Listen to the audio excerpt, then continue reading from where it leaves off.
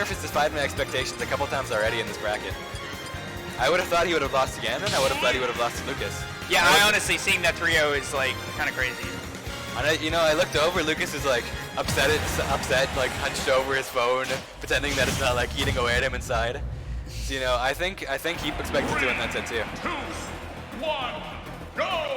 A lot of shiny category in PS2 we're seeing today. And if Alex wants to defend the home turf against his primary opponent, yeah, Amnesty, the person who hates it the most. I wonder if he loses, he's gonna blame it on the mods.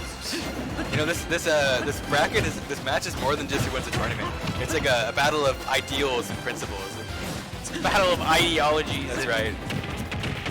They can be either pro shiny Kyogre or anti shiny Kyogre. Well, it's not looking good right now. He might need to pray to his shiny Kyogre a little bit more. The anti shiny Kyogre faction is starting off with a strong lead here. And I don't know how well Papi knows the matchup, but he does go for an unsafe rising area on shield. We're seeing a lot of people die for that in this tournament. This one for the notebook. Only 15% on Amnesty here. Gotta wonder if he's like, Amnesty comes to this tournament. I asked him if he's coming. He said, I just want my money. So, Damn. I think he comes into this tournament expecting little to no resistance. And so far he hasn't lost a game, so maybe he's right. That is... I don't know, you gotta respect the confidence, but I don't know. Last time he lost last time to Choco Taco when Choco Taco showed up.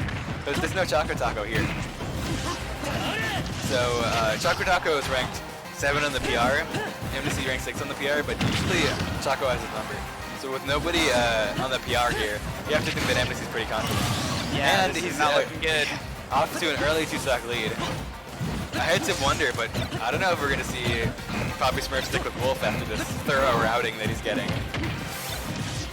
I also don't know if we're going to see him stick to PS2. might switch. Might switch off of his home field advantage. I don't know, maybe he's got something to prove, I don't know. I say it's home field advantage for Papi Smurf. Every time I play against Amnesty, even like game 2 or game 3, he's always like PS2, PS2, PS2. Like he'd rather than ban and rather than strike, he'd just go to PS2. Yeah. Now when I play against him, I strike PS2 just to like not give him that satisfaction.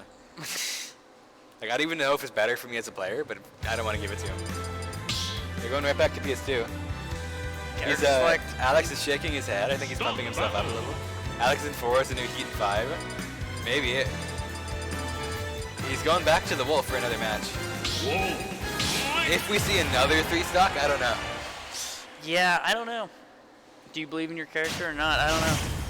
I mean, generally, I would say Alex doesn't believe in Wolf that much. But at this tournament, I've only seen him play Min Min a little bit. And I've only seen him play not Wolf a little bit. So he's been sticking with Wolf in this tournament. I think he's benefiting from it. I mean, you're seeing him in Grand Finals for the first time. Off to a much better start.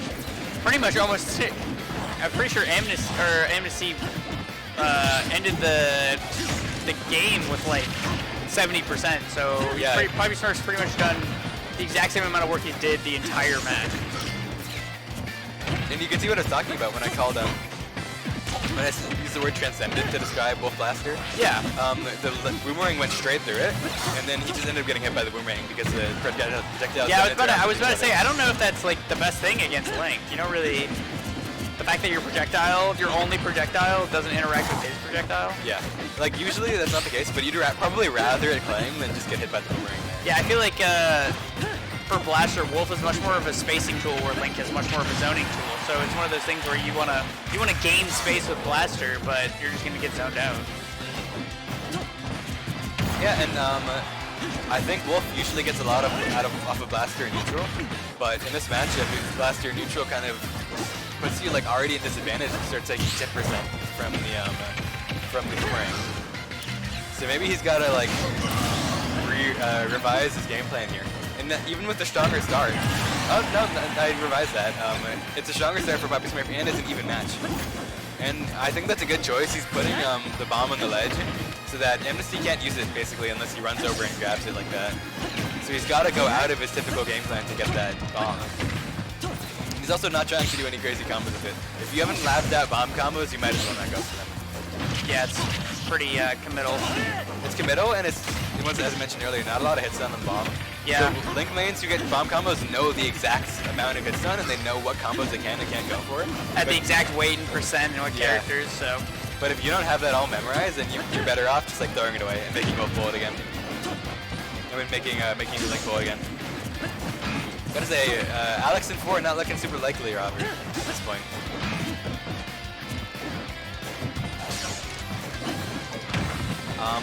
Though Alex is managing to zone back a little bit, you see that Amnesty is doing a pretty good job keeping up his like little, you know, one of the things about stages like PS2, I should mention, is that it's really nice to be able to camp under the two platforms there because when you're doing an aerial, you can't fall through this platform while doing an aerial.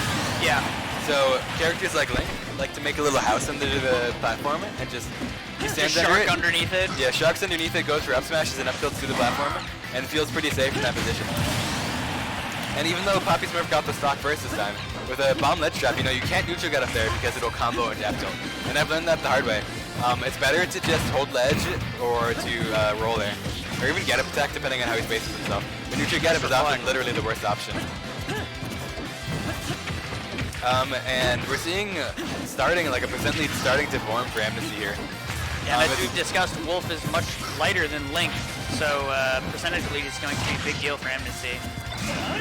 Yeah, and even though it's been mostly Amnesty struggling, I mean, well, Papi Smurf struggling to get out of disadvantage, he found himself off stage, I mean, putting Amnesty off stage a little bit earlier.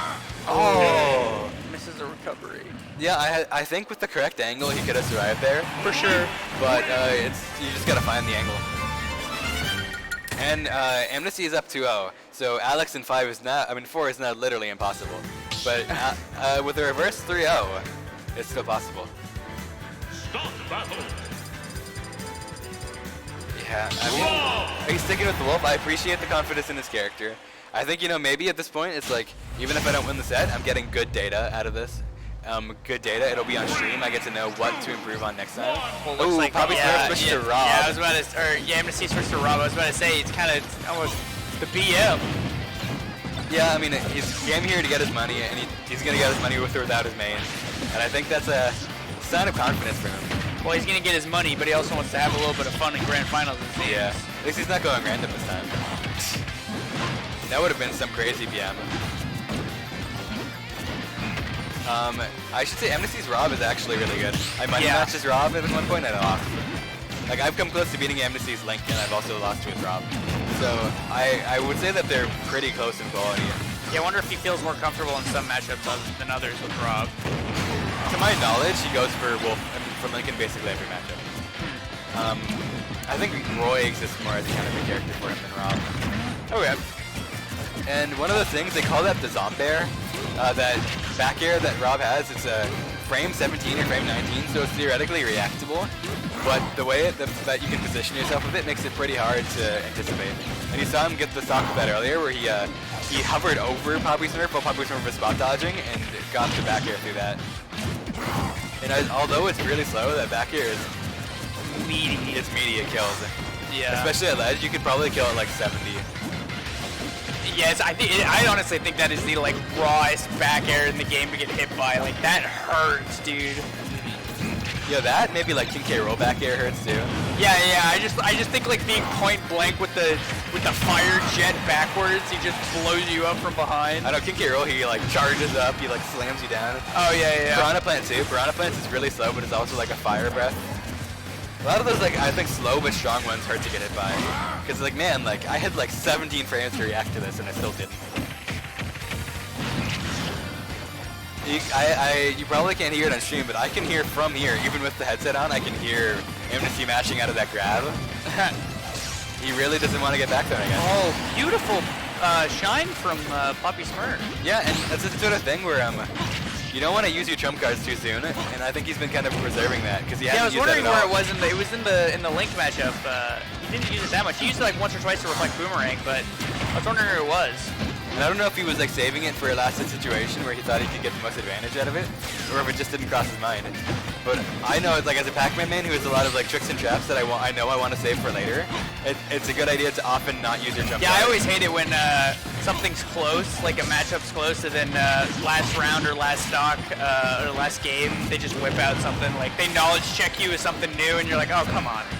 Yeah, and I think that type of thing is like, It's not gonna do you help in the long run for the most part if you're like reserving knowledge checks for game 3 last hit, but you're gonna win that set off of it.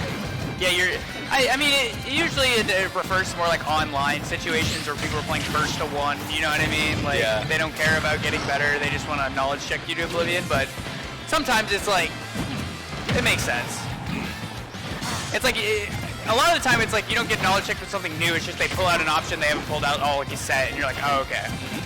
And it's everything like if you got another chance, you wouldn't get hit by that again because you weren't. Or you just be like looking for it. It'd be a lot harder. And look, the loud mashing out is paying off because he got out there and got his own grab kill.